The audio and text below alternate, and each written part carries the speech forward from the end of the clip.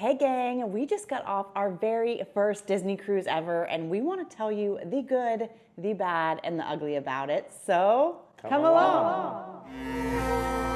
It's based off our name.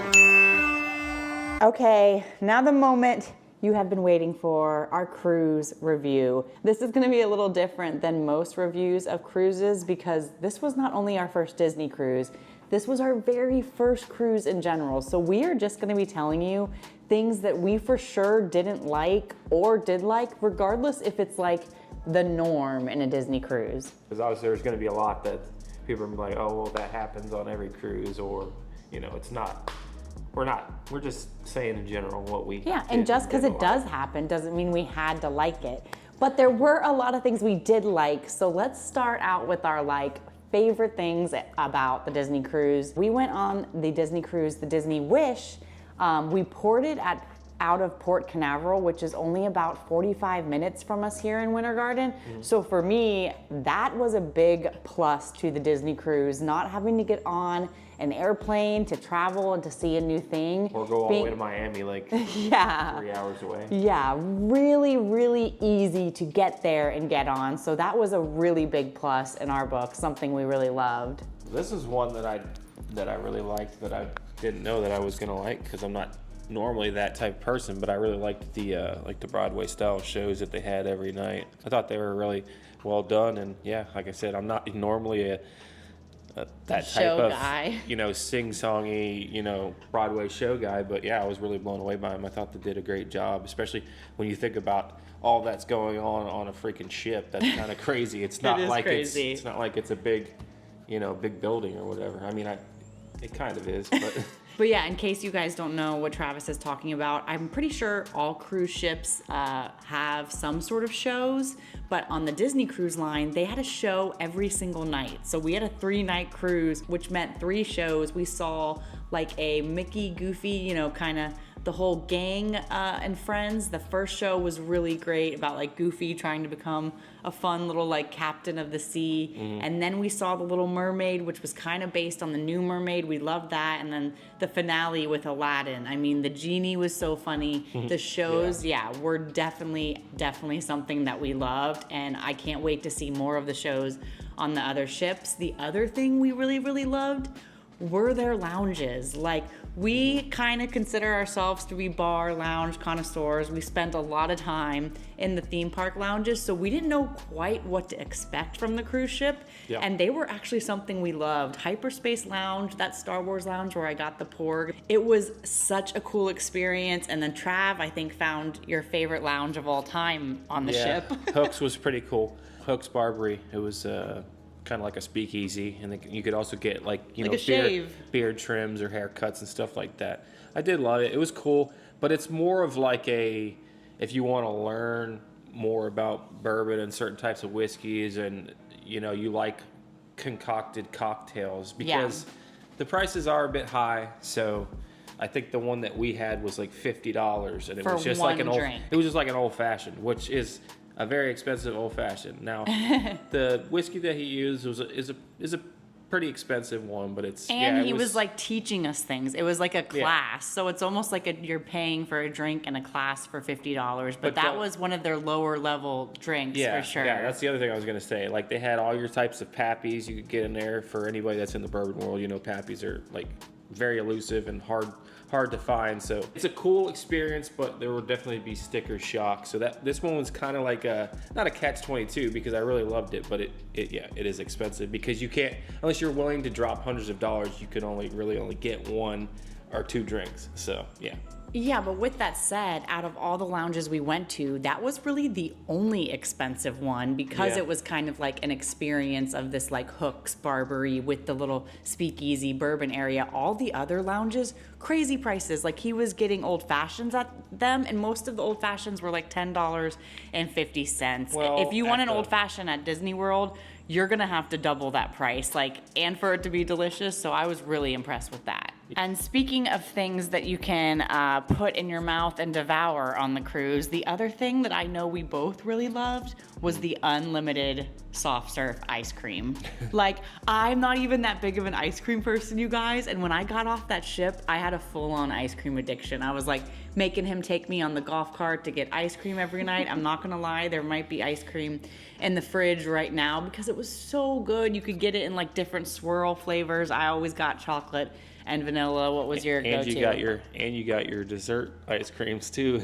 Oh yeah, and I got sundaes every night too with dinner. I think I tried the strawberry banana on Castaway, which was really good. Yeah. Which I'm not normally a banana person, but for some reason with them mixed together, it was pretty good. So yeah. I think that one I don't know if I tried as many of the ice cream options as I did. As you did. I had all the ice cream. No one got to have any except for me. Yeah. But it's good. Anytime you can get unlimited ice cream, that's a good time. Yeah. I think I can speak for both of us and say like kind of the final big thing that we loved that was definitely an upgrade was our room. So we paid a little bit more for a family deluxe suite with a veranda.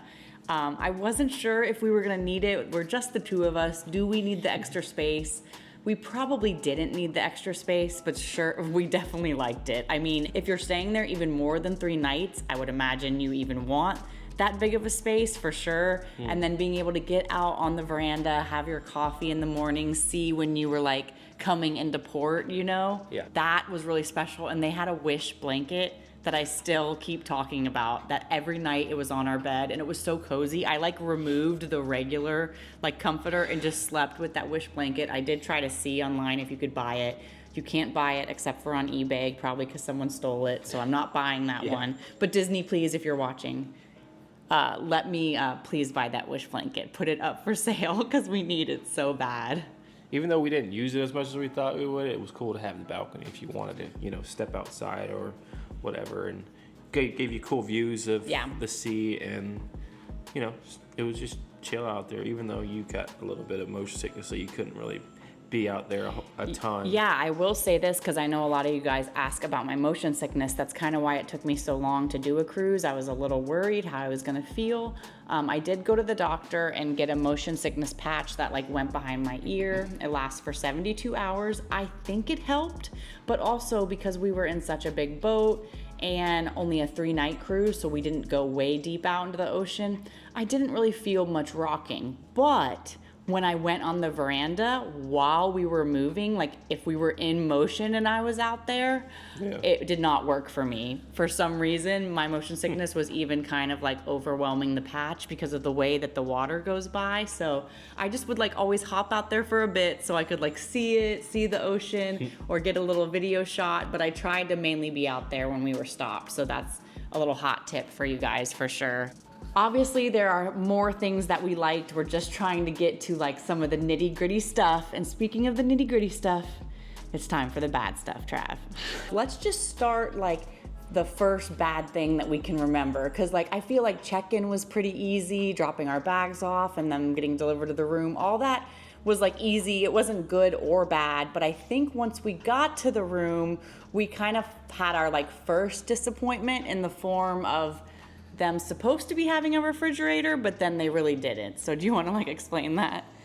Yeah, it was just a weird little, it was almost like a drawer. A cooled off drawer. Yeah. And I know slightly above room temperature. Yeah, and I know most hotels it's not that great. Like you stick your hand in there, it doesn't feel that cold, but you have to put your stuff in there for like 4 hours, and this one was kind of the case, but it wasn't even like, didn't even have a door. It literally just looked like it was one of the drawers in the console. Yeah, and when you like put your hand in it, it just kind of felt like what like cold water would feel like. It did eventually get them cold, but it took probably the next day. But that's what I was gonna say. I still didn't think they were cold. And what he's talking about is our drinks. So another good thing about Disney is they do let you bring your own like beer, seltzer, and champagne. So we had that sort of stuff in the cooling drawer, and I don't feel like it ever got cold. Like I was always having to pour my like high noons, my seltzers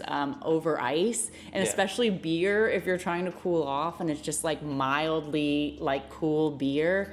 And then champagne, I mean, that's supposed to be like in an ice bucket. Yeah, which I think probably leads to the other issue that we did not like. Good segue. For one, there's no like ice machines anywhere. No. Which I know that's probably like an American thing anyways. But you had to go to the not the top, technically the top deck where the pool was, because that's where, you know, all those soda fountains were. Yep. And that's the only place you could really get ice. And even more important than ice, water. Yeah. Like, we drink so much water, especially I think because we are theme park people and we work out a little. Like, we're constantly trying to stay hydrated and be good about it. And we brought like our big giant Yetis and our mugs, but every time you want water, unless you bring it on with you, you have to go all the way, I think it was like floor 11 to just get water. And like, I felt like we were having to go up there all the time just to rehydrate. That was definitely not a negative to us. I think next time with our alcoholic beverages that we bring on, we'll probably bring like our own jug of water, but that's like an extra thing that you have to carry on that I wish we didn't have to and just had easily, readily available water. But that was really the only thing about the room that we didn't like. Cause like we said, we really, really loved our room. Oh, especially cause it does have like 2 bathrooms, like the toilet is not where the shower is. We were very impressed with that. And I'm not sure if that's exclusive to the family deluxe suite or if they're all like that, but we really like that. So other than the warm drawer, we don't have any other qualms about the room at all. So I guess moving to maybe other things that we didn't like, the Marceline Market, which is like their breakfast place and their lunch place, we liked it and liked the food so much that we kind of wish that they would have been open for dinner. We always tried to like go back there and it felt like they were closed a lot. I feel like they were closed more than they were open. I get that it's a staffing thing, you got to be regimented throughout the cruise, but it's like maybe have one spot that people could always go and get food, because you know, not everybody wants to. I mean, I know most people probably do the dinners, but not everybody wants to be held down to that, or having to, you know, get like a burger, because there's options on the deck, but it's like pizza, burgers, like, you know, basic stuff that I don't know if everybody wants to eat all the time. Yeah. Whereas they did have Marceline burritos, had multiple options. They did have burritos and burrito bowls on that deck, which I did want to eat all the time. I really, really liked that. And we only found out about that the second day. With that being said, I think we're mainly just hating because we, believe it or not, liked the Marceline Market more than we liked our rotational dining. Dun, dun, dun. Okay, let's take it a step back a little bit of why we actually did not like any of our dinners really on the Disney cruise. My whole life wanting to go on a Disney cruise, I always would talk to people who had been on one, and everyone said the same thing. The rotational dining is so amazing. It's so unique. You're gonna love your server. The service is the best. I remember my server's name like since I was a little kid. Like, I heard all these stories about, you know, how good the dining was. And especially since I'm at Disney World a lot dining and I'm at Disneyland dining, I kind of had a certain level of food that I was expecting and a certain level of service that I was expecting. And we don't feel like we got it, at least on this Disney Wish rotational dining. Our first dining spot was the Worlds of Marvel, and the food was just okay. And our server came up to our table. Unfortunately, he genuinely was sick, and I was shocked that they were letting him work, so that kind of threw us off a little bit right away. I was like, okay, you're sick and you're handling my food. This is not normal. Like, I haven't had this happen at Disney. And then we also realized on our first dinner that one of Travis's least favorite things is we were going to be sitting with other guests. Yeah, I know that's a common thing, but it's just not my thing. And we even asked to see if we could maybe we put a request seated by ourselves, and they were like, no. I guess apparently you have to have like at least 3 or more, even though we've heard from our friends that they've been seated, right? Yes, and we've had friends who said they did request their own table maybe on other ships, and it was accommodated, but for whatever reason, the Wish did not accommodate us. So when we got to our first dining, we were sat with 8 other strangers, like. Yeah. Which Which I guess, whatever. It's fine it is if what you it like is. to be communal, but here's the thing. We have friends, we have family. If we wanted to do a cruise with other people, we Yeah. would have done it and sat with those people, but we kind of wanted to do it just between the two of us. So, and that was every night we were sat with the same people, and they were lovely. They really were, but I'm sure they wanted their own private table too. I think they thought it was probably awkward too. Yeah, So exactly. yeah, because it's like you're thinking you're paying all this money for a cruise, and you're gonna get sit. Especially when you're a couple, you're gonna have a table for two. You would think that they would have like that, right? Where there was a section for like tables for people that wasn't a huge family. It works if you're a huge family of 5 because you got 5 of your own and you're kind of in your own spot, and then there's 3 others, or maybe they might not even fill it in fully. Yes. So and it's then just because of that, like I said, our server was definitely noticeably sick. And I also think because he was sick, I don't know, he just wasn't giving a whole lot of energy to us. And I was like... wasn't being very attentive. He was forgetting the orders. He one time asked me how I want my appetizer cooked. And it was like something that are you talking about the steak or? Yeah, we were so confused. I had to ask for a drink menu every single night and sometimes multiple times.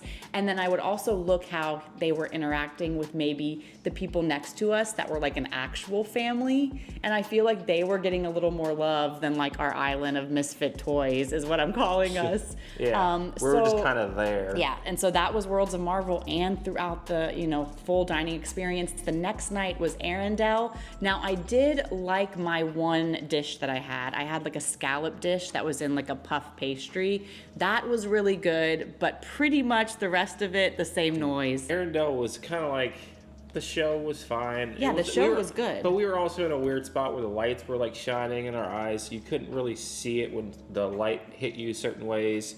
And I don't know, I didn't really love any of my food because I'm not a seafood person. There's a lot of seafood on the menu, there was. I'm already at a disadvantage there. Yeah. So I kind of had to either get like a chicken dish if they had a chicken dish, or like most of the time I just ended up getting like steak, or they had like a prime rib for Arendelle, and it was just like it was thin just and always floppy and wasn't very good to me. But whatever, it is what it is, I guess. And that's kind of how we felt. The food is just always like just okay. Maybe if you've never been to Disneyland or Disney World, you would think that this food was like out of this world, but like that dining experience with the show, like to me, was not as good as like what the Hoop-Dee-Doo review is at Disney World. Especially when they're so limited. You only do one of those at night, and then the food is kind of like I was saying earlier, unless you want a burger or chicken tenders or something, you look forward to this meal, and then when it's not that good or what you thought it was going to be, to maybe it might have been fine, but I don't know, maybe I guess I am somewhat of a picky eater. But and I think we're spoiled. I mean, come on. Living at Walt Disney World. We're so spoiled with delicious, delicious food that we just weren't that impressed. However, I think it was good that it was the last night we went to the 1923 restaurant, which is the Roy and Walt Disney restaurant. I think the food we had there was by far the best of the rotational dining, but still the same service, still kind of left wanting more.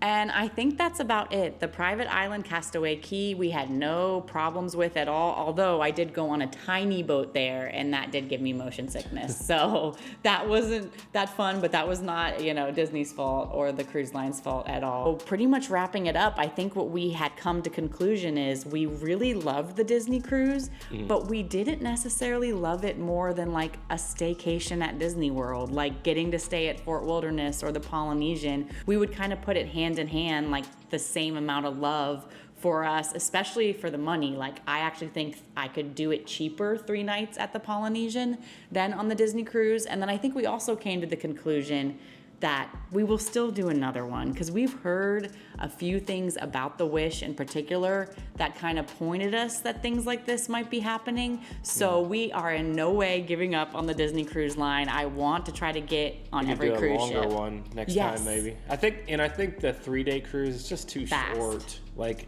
it was fun, but it's just you're there and then you're like, oh, it's over. It went by very, very quickly. Don't think that we're trying to sway you from going on a Disney cruise. We still had literally the best time ever. There just were a certain little hiccups that we're interested to see if they follow along. But we will definitely be back to sea very, very soon. And thank you guys so much for coming along with us today. I hope you loved this little home vlog, and leave a comment below. Have you been on a Disney cruise? Have you had any experiences like we did? And as always, peace, love, and positivity. All the good things. Love you guys. Bye.